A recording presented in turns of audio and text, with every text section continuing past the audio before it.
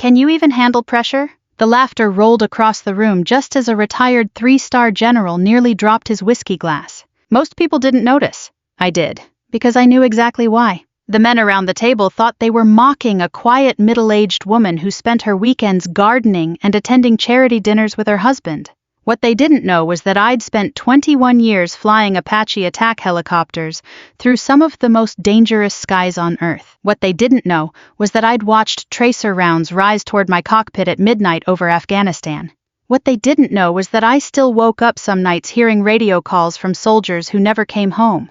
And what they definitely didn't know was that the silver-haired general sitting 10 feet away had once signed the recommendation for one of the highest combat decorations I'd ever received. The room was still laughing. Then the general slowly stood up. And everything changed. Part 1. The invitation had arrived 3 weeks earlier. Ryan tossed it onto our kitchen island while I was making coffee. Blake's annual summer gathering, he said. Country club, fancy food, too many rich people pretending they like each other. I smiled. That sounds tempting. It'll make him happy if we show up.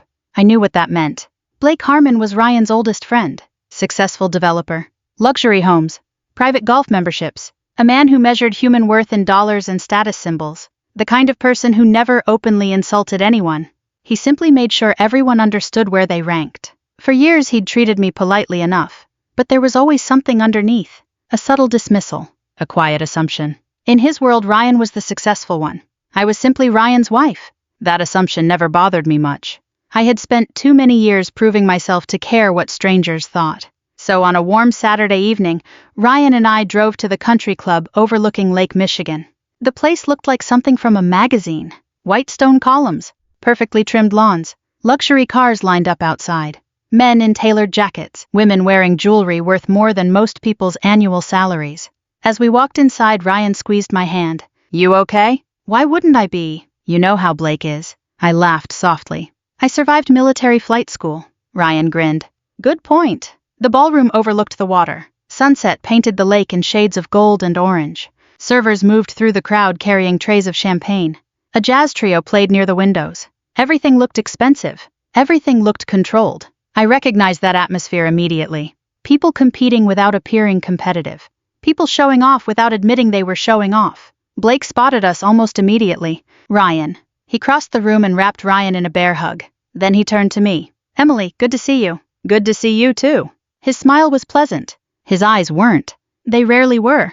Within 20 minutes we were seated with a group of couples at a large round table. Most of them were executives, business owners, investors, people who enjoyed talking about work because work had become their identity. The conversation naturally drifted toward success, then stress, then pressure. Apparently everyone wanted to prove they had the hardest life in America. One man described a billion-dollar merger. Another talked about layoffs. A woman explained how difficult it was managing hundreds of employees. The stories kept growing. The pressure became bigger. The stakes became higher. Everyone wanted to win the invisible contest. Ryan mostly listened. I did too. Then Blake leaned back in his chair. You know what people don't understand, he said. Pressure. Several heads nodded. He pointed his wine glass toward another guest. You think making life or death decisions is easy? The man laughed. No kidding, Blake continued. Last year I had $42 million tied up in one project. One mistake and everything could have collapsed. More nodding. More agreement. I took a sip of water. The conversation was becoming predictable. Then Blake suddenly looked at me. His expression carried that familiar amusement. The kind reserved for someone he considered harmless. Emily. I looked up. Yeah, he smiled. Can you even handle pressure? The table erupted with laughter. Not cruel laughter. Not exactly. But dismissive laughter. The kind people use when they've already decided who you are. I heard Samantha chuckle. Oh, come on, Blake. What he said. It's a fair question. Several people smiled. One man said, I'm curious now. They expected me to laugh along. Most people would have. Most people would have deflected. But I felt strangely calm. Maybe because I'd heard variations of that question my entire adult life. Maybe because people often underestimate quiet women. Or maybe because I noticed someone sitting across the room. An older man with silver hair, sharp posture, watchful eyes. General Robert Hayes, retired, 3 stars, former commander, one of the few people in the country who knew exactly what I'd experienced. Our eyes met briefly, then I turned back toward Blake. I smiled. Only if it's less than flying an Apache through enemy fire. For half a second silence hovered over the table. Then everyone laughed even harder. A few people nearly spilled their drinks. Samantha shook her head. Oh, that's a good one. Someone else grinned. See, that's the spirit. They thought I was joking. Every single one of them. Except one. Across the room, General Hayes froze. The whiskey glass in his hand tilted slightly. For a moment, I genuinely thought he might drop it. His expression changed. Not surprise. Recognition. The kind shared between people who remember things they'd rather forget. Things involving helicopters, radio calls, and names engraved on memorial walls. Ryan noticed him first. Emily, he said quietly. I followed his gaze. The general was already standing. My stomach tightened. Not from fear. From uncertainty. I hadn't seen him in almost 6 years. Not since a ceremony in Washington. Not since retirement had finally taken him away from military life. The room gradually quieted as he approached. People recognized him immediately. A retired 3-star general tends to command attention without trying. Blake straightened in his chair. Several guests smiled nervously. General Hayes stopped beside our table. His eyes settled on me. For a second, neither of us spoke. Then his face softened into a smile. Colonel Carter. The room went completely silent. I slowly stood. General. He extended his hand. I shook it. It's been a long time. Too long, he said. Nobody at the table moved. Nobody spoke. I could almost hear people trying to process what they'd just heard. Colonel. Not Mrs. Carter. Not Ryan's wife. Colonel. General Hayes glanced around the table. Then back at me. And I realized something immediately. He knew exactly what had happened before he walked over. He had heard the laughter. He had heard Blake's question. And he knew precisely why the answer had nearly made him drop his glass. Because unlike everyone else in that room, he knew who they were really mocking. Part 2. For several seconds after General Hayes called me Colonel Carter, nobody at the table seemed capable of speaking. The silence felt almost physical, not hostile, not uncomfortable, just stunned. I could practically see people reorganizing everything they thought they knew about me. Blake was the first to recover. Well, he said with a short laugh, that's certainly one way to surprise a room. Nobody joined him. That seemed to bother him. General Hayes remained standing beside me. Even in retirement, he carried himself like a man who had spent decades commanding soldiers. His shoulders were straight, his eyes alert. The room naturally adjusted itself around him. Ryan finally stood. General Hayes, he said, it's an honor. The general shook his hand warmly. Ryan, good to finally meet you. Something about that statement caught my attention. Good to finally meet you. Not good to see you. Good to meet you. Because despite 20 years of marriage, Ryan had never actually met many of the people from my military life. That wasn't an accident. I'd always kept those worlds separate. The army belonged to one version of me. Home belonged to another. And I preferred it that way. General Hayes accepted an invitation to sit beside me. The conversations at neighboring tables had nearly stopped. People were pretending not to watch. Nobody was fooling anyone. The entire room was watching. Blake forced another smile. So Emily's a colonel. That's right, Hayes said. His tone remained pleasant. Has been for a while. A while, Samantha asked. How long? Several years. The silence returned. I focused on my water glass. Part of me wanted the conversation to move on. The other part knew that wasn't going to happen. Not anymore. One of the guests leaned forward. You flew helicopters. I nodded. Apache attack helicopters. His eyebrows rose. Seriously? Seriously. Combat. Yes. A woman across the table stared at me. You never mentioned that. I smiled. You never asked. A few nervous laughs followed. General Hayes looked amused. Ryan glanced toward me. There was no accusation in his eyes, just curiosity. A curiosity I had seen growing throughout the evening. The truth was simple. Most military spouses know more about deployments than civilians. But they still don't know everything. There are stories that stay behind locked doors. Not because they're classified. Because they're heavy. Because some memories become easier to carry when you stop talking about them. Blake swirled his wine. So how does someone go from flying attack helicopters to sitting quietly at charity dinners? Life changes. That seems like an understatement. General Hayes chuckled. You have no idea. I shot him a warning look. He ignored it. The old man had always enjoyed making me uncomfortable, not maliciously. Like a proud grandfather who knew exactly how to embarrass you. Emily was one of the best officers I ever worked with, he said. I closed my eyes briefly. Here we go, General. I'm retired, let me brag. The table laughed. This time the laughter felt different. Warmer, more genuine, less judgmental. Hayes leaned back in his chair. I met her when she was still a young captain. Really, someone asked. Really? He smiled at the memory. Most people spent their first few years trying to prove they belonged.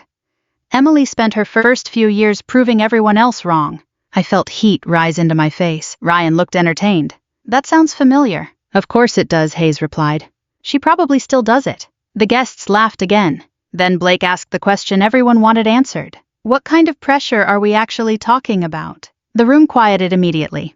Hayes glanced at me. I gave a small shrug. It wasn't my favorite topic, but I wasn't going to run from it either. The general folded his hands. Imagine you're flying at night. Nobody interrupted. Imagine the mountains below are completely dark. His voice became softer, steadier. Imagine you have American soldiers pinned down on the ground. They're taking fire. Some are wounded. Several guests stopped drinking. Now imagine every decision you make in the next 10 minutes determines whether those soldiers see their families again. Nobody moved. Nobody smiled. The atmosphere had changed entirely. Hayes continued.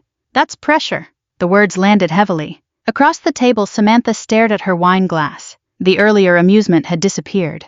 Ryan remained silent, listening, really listening, for perhaps the first time. One of the men cleared his throat. How often did that happen? I answered before Hayes could. More than I'd like. Nobody laughed this time. The conversation slowly shifted. Questions replaced assumptions. People wanted to know where I'd served, how long I'd flown, what deployment was like. Most of the questions were respectful. Some were awkward.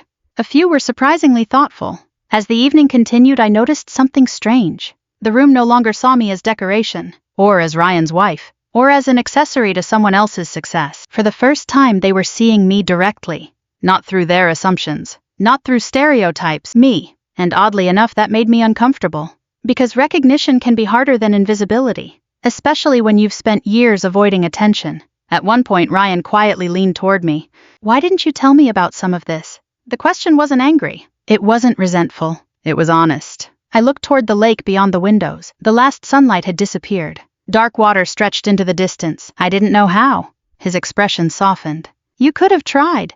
I nodded slowly. Maybe he was right. Maybe I'd spent so many years protecting people from my experiences that I'd accidentally built walls instead. Walls become habits. And habits become distance. The realization stayed with me. Later, dessert arrived. Conversations resumed around the room. The atmosphere relaxed. But Blake seemed restless. Every compliment directed toward me appeared to irritate him. Not openly, subtly. The way a man reacts when reality refuses to match the story he created. Finally, he set down his fork. Look, he said. I'm not trying to be disrespectful. The statement guaranteed disrespect was coming. I just think military people sometimes exaggerate things. The table froze. Ryan immediately frowned. Blake. What? No, say it, I replied calmly. He looked surprised.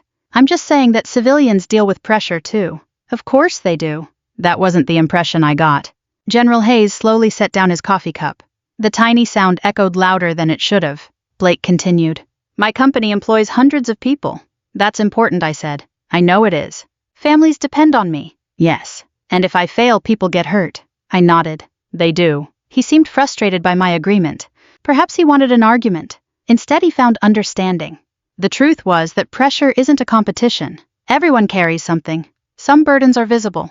Others aren't. But General Hayes wasn't interested in philosophical discussions. He leaned forward slightly. His voice remained calm, almost gentle. Blake. Yeah. The pressure you carry is real. Blake relaxed.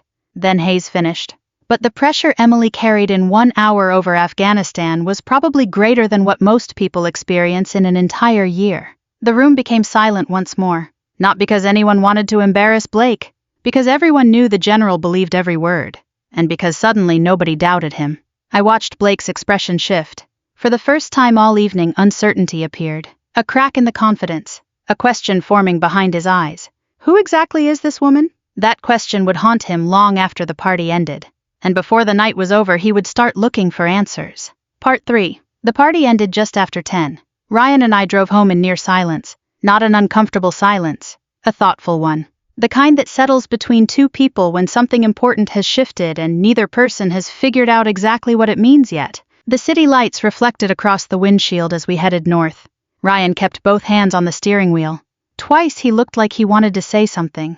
Twice he changed his mind. Finally, about 20 minutes into the drive, he spoke. Colonel, I laughed. Don't start. I married you 20 years ago. You did. And somehow I spent tonight discovering things about you that feel like they belong in a movie. Most of it isn't that exciting. That is objectively false. I smiled despite myself. For a few moments neither of us spoke again.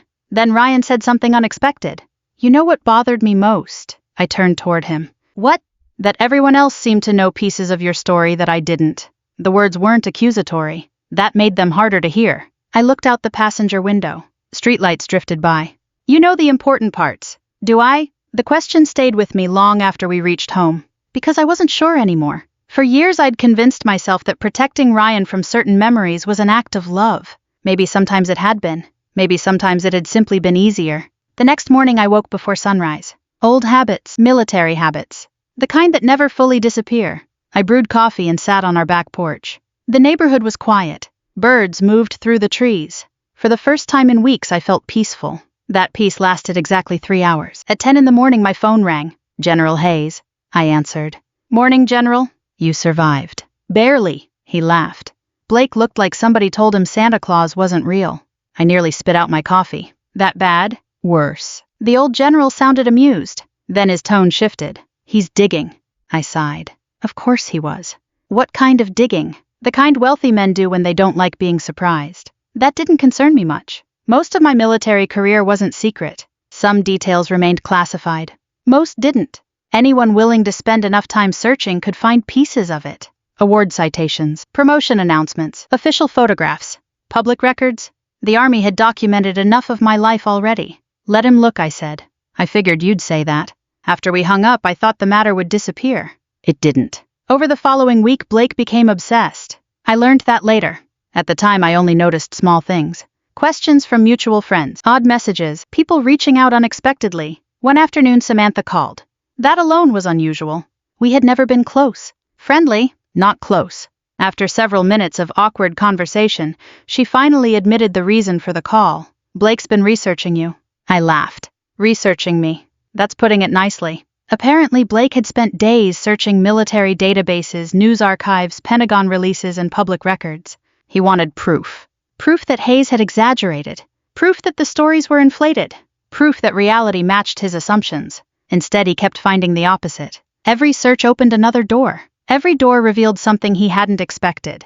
An award citation, a deployment record, a leadership position, a commendation, a photograph, a newspaper article. The more he looked, the worse it became, because none of it fit the image he'd created, the image of Ryan's quiet wife. A week later, Ryan and I attended another charity event. Smaller, less formal. Halfway through the evening, Blake approached me. For once, he looked uncertain. That alone felt remarkable. Can I ask you something? Sure. Did you really command an Apache unit? Yes. How many aircraft? Depends on the deployment. His eyes narrowed. You actually led missions? Yes. The answer seemed to frustrate him, as though he wanted complexity, some hidden catch, a technicality.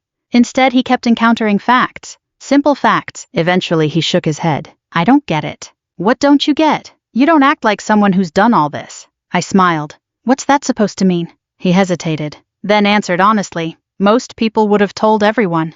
That answer surprised me. Not because it was rude, because it was revealing. It explained everything. The assumptions, the jokes, the dismissiveness. In Blake's world, achievements existed to be displayed, to be advertised, to establish status, to prove value. The idea that someone could accomplish extraordinary things and then remain quiet about them simply didn't make sense. Before I could respond, another voice interrupted. General Hayes. I can explain that. Neither of us had seen him approach. He carried a glass of iced tea and looked entirely too pleased with himself. Blake sighed. Oh, great. Hayes sat down. Let me tell you a story. I immediately knew where this was going, and I hated it already. The general ignored my expression. About 12 years ago, we were supporting a special operations team. Blake leaned forward. So did several nearby guests. Hayes continued. The mission went sideways. The room seemed quieter suddenly, even though nobody else knew what story was coming. Bad weather, enemy fire, communication problems. He paused. The worst combination. I stared at the floor, because I remembered every second. The smell of fuel, the vibration of the aircraft, the radio traffic, the fear, especially the fear. Hayes looked at Blake. One Apache was damaged. I closed my eyes briefly. General, it's okay. No, it wasn't. Not really. Because I knew what came next. And because some memories never fade, no matter how many years pass. Hayes continued anyway. The smart decision would have been to leave. The room remained silent. The safe decision would have been to leave. Blake frowned. But the general looked directly at me. Emily turned around. My chest tightened.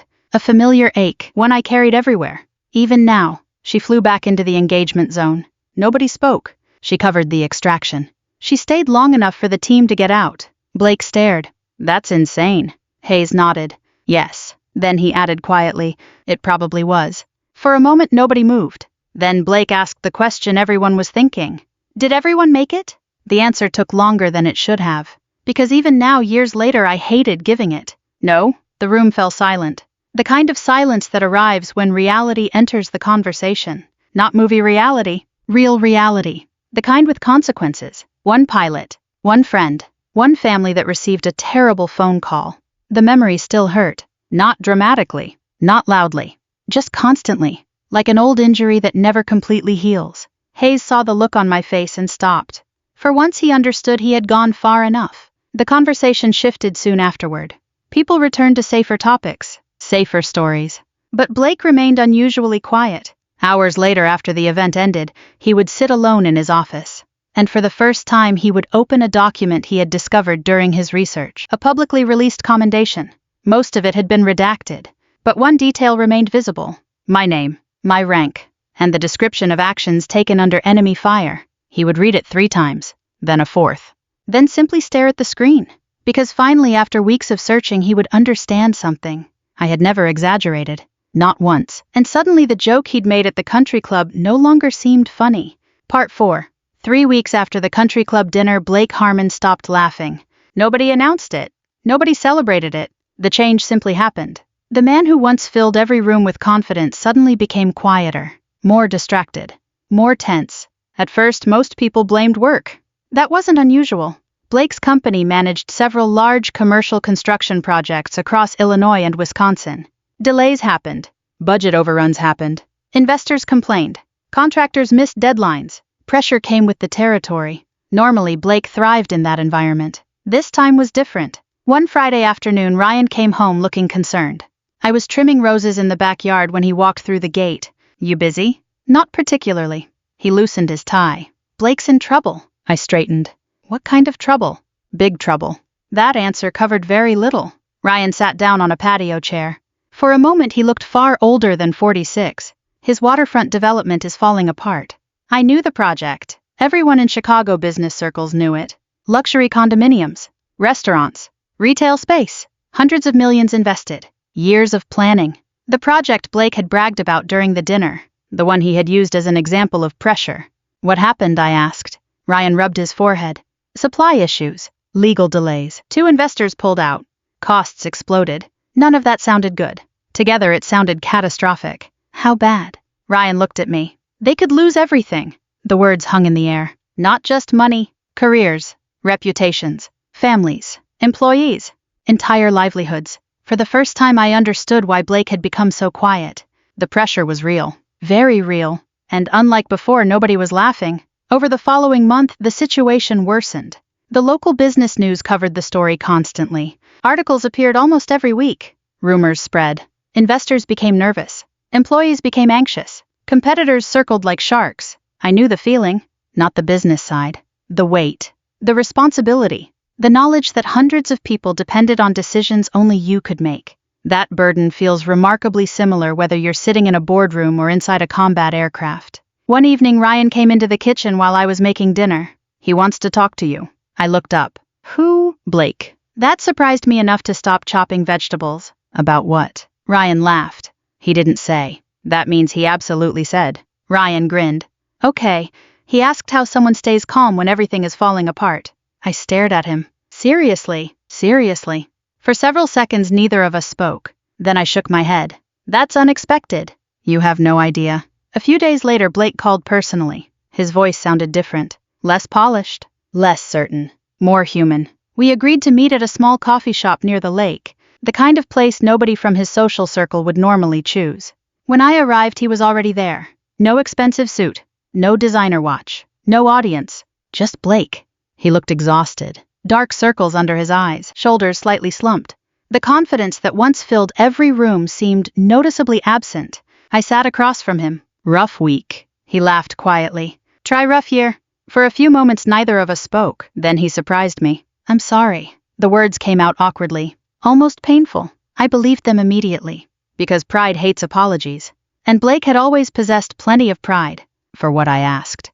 He looked down at his coffee. The jokes. The assumptions. The country club. I remained silent. He continued. I thought I knew exactly who you were. I smiled faintly. Most people do. No, he shook his head. I mean, I actually thought I knew. The distinction mattered. I understood that. Blake leaned back in his chair. You know what's funny? What? For years I believed pressure was mostly about money. His laugh carried no humor. Turns out that's a pretty small worldview. I studied him carefully. This wasn't the same man from the dinner party. The arrogance hadn't disappeared completely. People rarely change that fast. But something had cracked. Something important. The illusion of certainty. And once certainty breaks, growth becomes possible. Eventually he asked the question Ryan had predicted. How do you do it? Do what? Handle pressure. There it was. The same question. But this time it wasn't a joke. It wasn't mockery. It was genuine. I considered the answer carefully.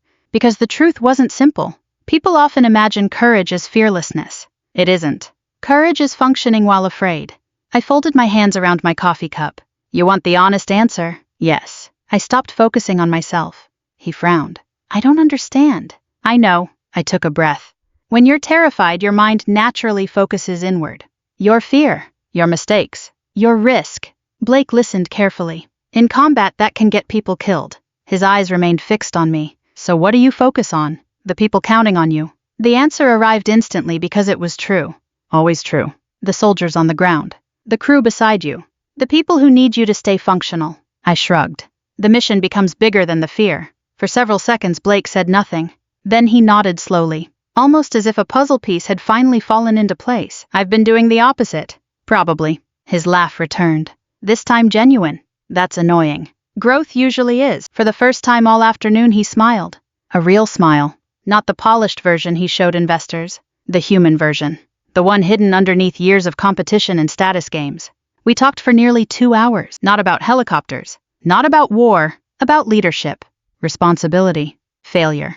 The weight of other people's expectations. When we finally stood to leave, Blake seemed lighter. Not because his problems had disappeared. They hadn't. The project was still struggling. The investors were still nervous. The risks were still enormous. But sometimes people don't need solutions. They need perspective. Outside, the wind coming off Lake Michigan carried the first signs of autumn. Cold. Sharp. Honest. Blake extended his hand. I shook it. Then he surprised me one final time. You know, he said I spent weeks trying to prove you weren't who people thought you were. I raised an eyebrow. And a small smile appeared. Turns out you were worse. I laughed. Worse. Much worse. He shook his head. You were exactly who they thought. For a moment we stood there looking out over the water. Then Blake spoke quietly. Almost to himself. I spent years trying to look strong. His eyes followed the waves. You spent years actually being strong. Neither of us said anything after that.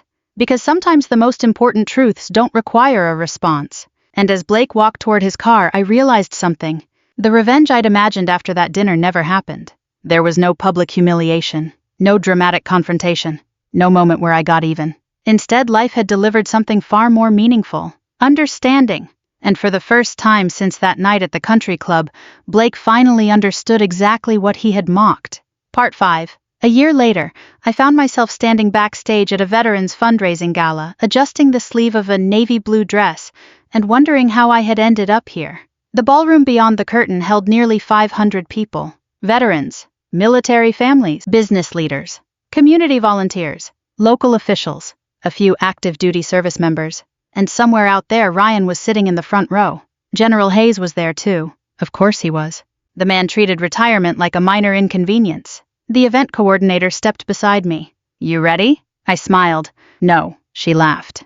Good, that usually means you'll do great. I wasn't so sure. Flying through enemy fire had always felt easier than speaking to large crowds. Helicopters made sense. People were complicated. As I waited for my turn, I glanced through a gap in the curtain. The room glowed with warm light. Conversations filled the air. Servers moved between tables. Laughter drifted across the ballroom. Then I noticed someone unexpected.